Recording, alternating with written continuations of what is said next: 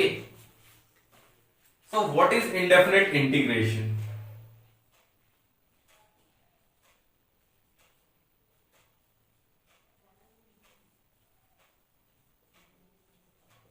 Indefinite integration को खत्म करने के बाद हम डेफिनेट इंटीग्रेशन की ओर प्रोसीड करेंगे।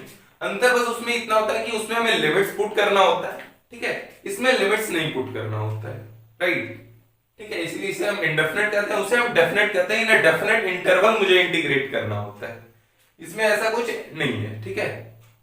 जैसे y equals to x square, एक फंक्शन है एक्स स्क्वायर, तो डेफिनेट इंटीग्रेशन का मतलब हुआ कि मैं सपोज आपको बोल दूं कि x इक्वल्स टू 2 से x इक्वल्स टू 4 तक मुझे इंटीग्रेट करके बताओ।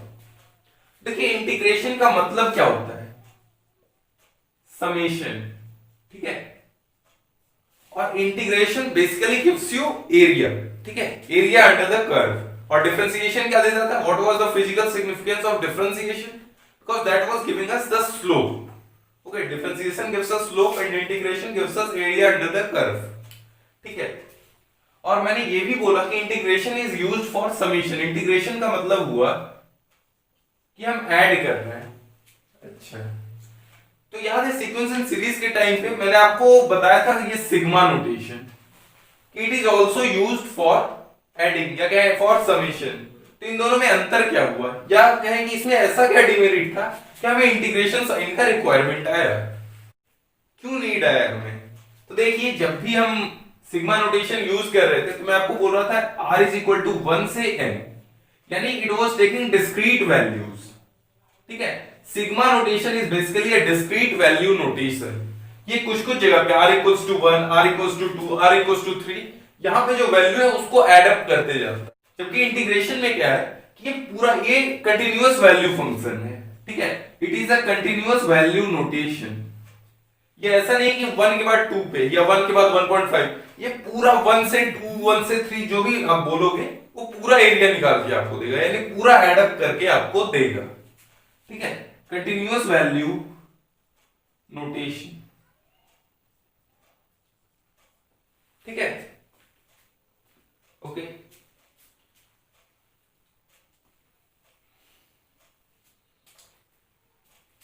अब आता है कि इंटीग्रेशन है क्या, थोड़ा सा और रिलेट कीजिए डिफरेंशिएशन के साथ। तो integration basically reverse process of differentiation है। Integration basically reverse process of differentiation है, ठीक है। Integration is a reverse process of differentiation, मतलब कि अगर हम बोल रहे थे कि dy dx of x square equals to 2x, तो इसका मतलब हुआ कि integration of 2x dx equals to x square, ठीक है। अब एक खास बात है इंडेफिनिट इंटीग्रेशन में, ये कांस्टेंट ऑफ इंटीग्रेशन, ठीक है, ये हम ऐड करते हैं कांस्टेंट ऑफ इंटीग्रेशन। इसका क्या सिग्निफिकेंस है या फिर क्या इसका रिक्वायरमेंट क्यों आया, मुझे साथ में प्लस सी ऐड क्यों करना पड़ा, बताता हूं अभी।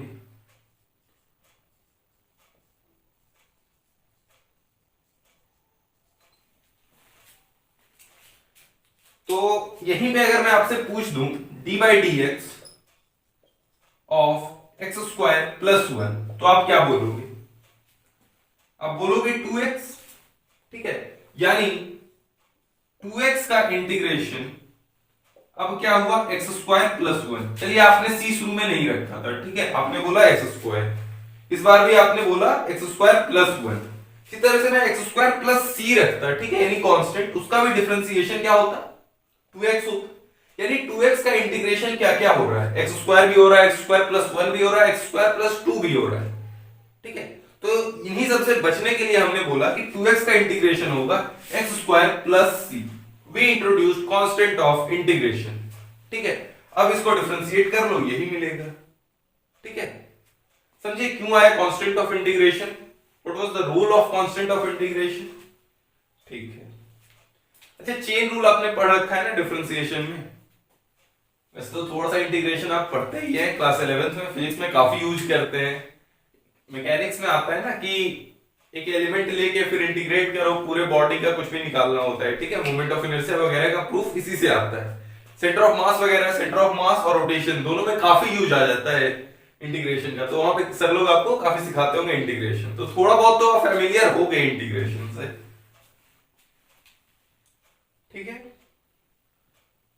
मिटाता हूं, समझ गया ना कांस्टेंट ऑफ इंटीग्रेशन क्यों आया। ओके, तो साइन एक्स का डिफरेंशिएशन क्या था, कॉस एक्स, ठीक है, और कॉस एक्स का डिफरेंशिएशन क्या था, minus sine x. Ten x का डिफरेंशिएशन क्या था, सेक स्क्वायर एक्स। यानी मैं कह सकता हूं integration of cos x is equal to क्या हो जाएगा, इंटीग्रल cos x dx क्या होगा, ये sin x plus constant of integration, ठीक है। उसी तरह से मैं बोल सकता हूं इंटीग्रेशन ऑफ sin x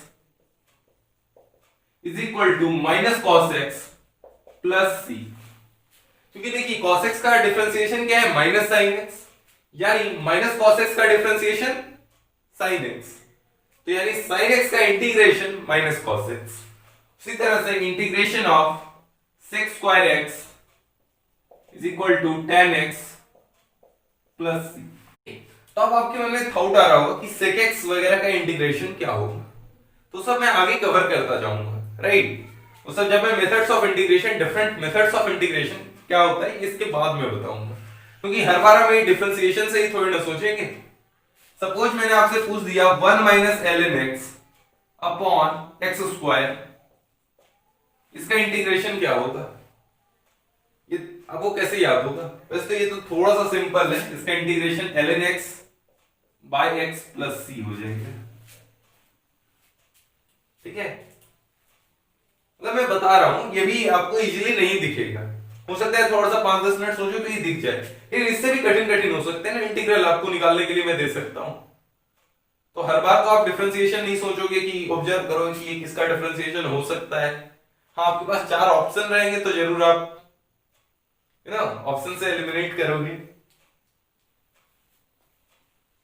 चलो, क्या पता क्वेश्चन में पार्ट 1 कुछ ऐसा हो, उसके बाद आपको पूछ दे कि फंक्शन जो है वो इसका इंटीग्रेशन है, और आपसे पूछ दे कि वैल्यू बताओ इस फंक्शन की एट x इक्वल्स टू 0, उसके बाद ऑप्शन दे।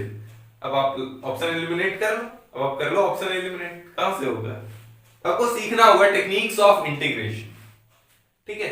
थोड़ा सा एक बार जो चेन रूल हम पढ़ते हैं ना डिफरेंशिएशन में, उसको भी एक बार कवर कर लेता हूं, ठीक है, उससे थोड़ा सा रिलेट करना है मेरे को इंटीग्रेशन को, तो भी थोड़ा सा देख लेंगे अपन।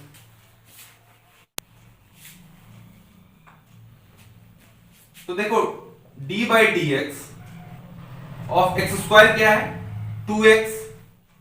इसी तरह से d by d x of x cube क्या है, 3x स्क्वायर। तो इन्हीं सब को देखते हुए ना हमने एक फॉर्मूला बनाया जो कि आपको मालूम भी होगा कि x की पावर n dx, इसका इंटीग्रल क्या होगा, यानी x का, यानी इसको हम अपन डिवाइड करें, इधर इसको भी डिवाइड करें, तो x का इंटीग्रेशन क्या हो रहा है, x square by 2, x square का इंटीग्रेशन एक्स क्यूब बाई 3, यानी 2 प्लस 1 2 प्लस 1, तो यानी x की पावर n का इंटीग्रेशन होगा x की power n plus 1 upon n plus 1, ठीक है, प्लस कांस्टेंट ऑफ इंटीग्रेशन। अब बताओ क्या मैंने ये सही लिखा है, क्या it is true for all values of m, नहीं, it is true for all values but not for -1। तो हमारे पास ये आया कि 1 बाय एक्स का इंटीग्रेशन होगा क्या, फिर से यही लॉजिक लगाओ कि 1 बाय एक्स किसका डिफरेंशिएशन था, तो आप पाओगे ये ln x का डिफरेंशिएशन था, तो 1 बाय एक्स का इंटीग्रेशन क्या हो जाएगा, ln x प्लस c, ये ख्याल रहेगा आपको। ओके, यहीं पे आते हैं, e की पावर x का डिफरेंशिएशन क्या था, e की पावर x c, यानी e की पावर x का इंटीग्रेशन भी क्या रहेगा, e की पावर x c, ठीक है। वैसे मैं फॉर्मूले चार्ट दे दूंगा आपको, ठीक है, नोट कर लो, नोट कर लो, अगर कुछ नोट करना है तो मिटाता हूं मैं।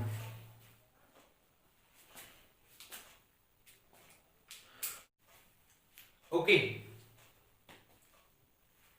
ठीक है, तो बताओ मेरे को d by d x of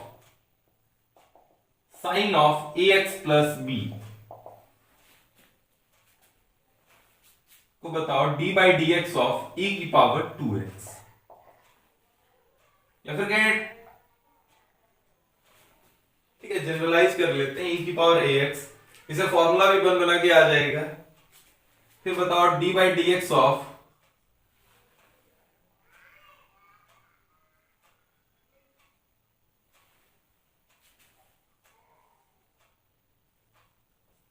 ln 2x, इसका डिफरेंशिएशन क्या हो जाएगा? cos of ax plus b into a, ठीक है, ओके। अब a को अगर मैं इधर डिवाइड करूं तो मैं कह सकता हूं कि sine of ax plus b upon a, इसका जो डिफरेंशिएशन है वो है cos of ax plus b। उसी तरह से मेरे को बताओ e की पावर ax का डिफरेंशिएशन क्या होगा? e की पावर ax इंटू a, या फिर अगर मैं a को इधर डिवाइड कर दूं तो मैं ये बोल सकता हूं कि e की पावर ax अपॉन a का डिफरेंशिएशन क्या है? e की पावर ax। ln 2x का डिफरेंशिएशन क्या हो जाएगा? 1 बाई 2x इंटू 2, ठीक है। अगर हम ln ax लेते चलो या ln bx चलो तो ये 1 बाई bx इंटू b हो जाता। और ये तो देखो बहुत ही सिंपल हो रहा है, क्योंकि ये क्या बनेगा? ln b plus ln x, तो ln kx आप उठा लो, उसका हमेशा डिफरेंशिएशन क्या हो जाएगा? 1 बाय x ही, क्योंकि ln b तो एक कांस्टेंट है, ठीक है।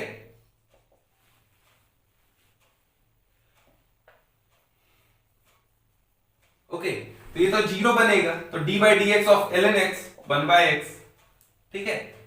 तो ln कुछ भी रहे, कितना भी x रहे, 5x 7x 1 करोड़ x, वो हमेशा उसका डिफरेंशिएशन 1 बाय x होगा, ठीक है, ओके।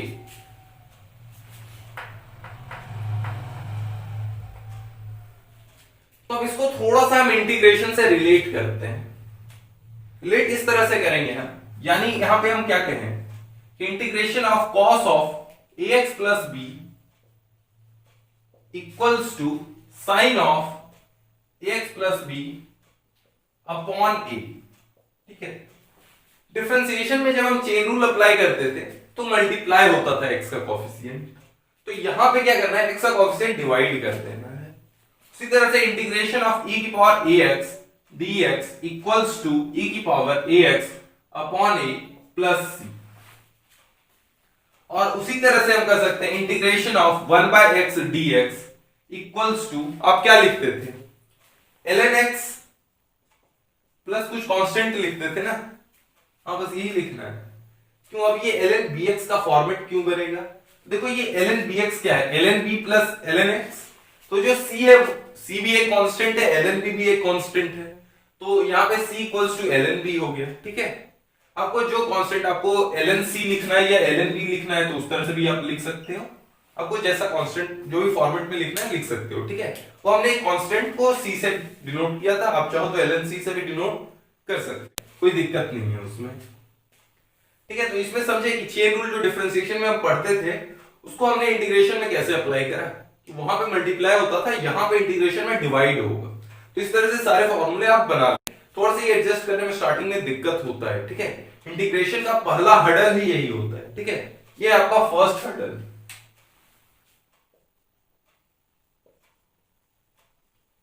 इसको डाइजेस्ट करना होगा। अब आप फॉर्मूले चार्ट क्या करें, तो आप लोगों के पास होगा, अगर नहीं है तो मुझे बोल देना, ठीक है, कमेंट सेक्शन में, मैं डिस्क्रिप्शन बॉक्स में डाल दूंगा एक पूरा बिल्कुल इंटीग्रेशन का बहुत ही अच्छा फॉर्मूले चार्ट, ठीक है। मेरे पास एक बुक है, उससे स्कैन करके, वैसे आपके पास बुक होगा, आपके पास फॉर्मूला चार्ट होगा, सारे फॉर्मूले आप याद कर लेना, ठीक है। अब आता है कि केवल फॉर्मूले तो नहीं चलेगा, ठीक है, कि बस हमें बोला गया कि इंटीग्रेट करो, हम सोच रहे हैं कि उसका डिफरेंशिएशन क्या होगा, ठीक है, ये किसका डिफरेंशिएशन रहा होगा, हम ऐसे सोचें, ऐसे तो नहीं सोचना होगा, ऐसे हमारा काम नहीं चलेगा। तो हमें कुछ टेक्निक्स लाने होंगे, हमें कुछ टेक्निक्स डेवलप करने होंगे जिससे कि अपन इंटीग्रेट कर पाए। तो सब टेक्निक्स क्या क्या है, तो देखो इन टोटल ना 4 टेक्निक्स हम पढ़ने वाले हैं। उसके बाद कुछ मिसकेलेनियस प्रोफाइल्स होंगे, इनफैक्ट 3 मिसकेलेनियस प्रोफाइल होंगे, वो हम करेंगे डिस्कस। और स्टार्टिंग में ही जैसे सेकेक्स वगैरह का इंटीग्रेशन, ये सब हम कैसे निकालते हैं ये भी आपको बताएंगे। तो बेसिकली 4 टेक्निक्स होते हैं इंटीग्रेशन के।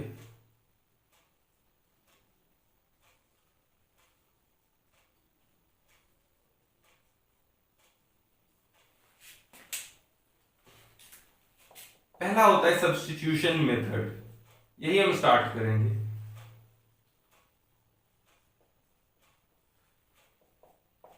दूसरा है इंटीग्रेशन बाय पार्ट्स। जैसे आप कुछ प्रोडक्ट रूल टाइप का देखते थे ना, प्रोडक्ट रूल टाइप का डिफरेंशिएशन में देखते थे, यहाँ पे प्रोडक्ट रूल जैसा ही कुछ है, इंटीग्रेशन का प्रोडक्ट रूल, लेकिन उसे हम इंटीग्रेशन बाय पार्ट्स कहते हैं। ठीक है, तो इसमें पहले मैं कंफ्यूजन क्लियर कर दूं, इसमें कुछ ऐसा नहीं होने वाला है कि अगर आपको suppose x into ln x का इंटीग्रेशन करना है तो ऐसा नहीं होगा कि एक बार x को इंटीग्रेट कर लो, ln x को कांस्टेंट कर लो और फिर ln x को इंटीग्रेट कर लो और x को कांस्टेंट रख दो। ठीक है, ऐसा कुछ भी नहीं होने वाला है, कुछ अलग है फॉर्मूला, वो मैं बता दूंगा। नॉट इक्वल्स टू काटो।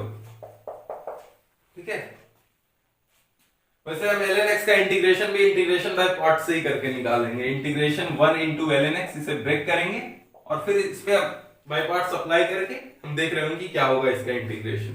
ठीक है, ये बाद में देखेंगे, बस मैं ये बता दे रहा हूं कि ऐसा कुछ भी नहीं होने वाला है। तो अगर आपके दिमाग में ऐसा कुछ ख्याली प्लॉट पकड़ा है ना, तो उसे मत पकाओ। तो दूसरा मेथड हो जाएगा हमारा इंटीग्रेशन बाय पार्ट्स। तीसरा हो जाएगा पार्शियल फ्रैक्शन मेथड।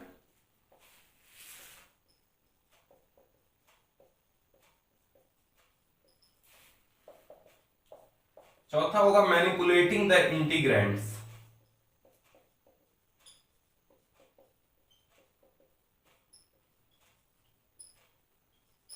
या जिसे कोटा में कहा जाता है कुटुर पुटुर मेथड।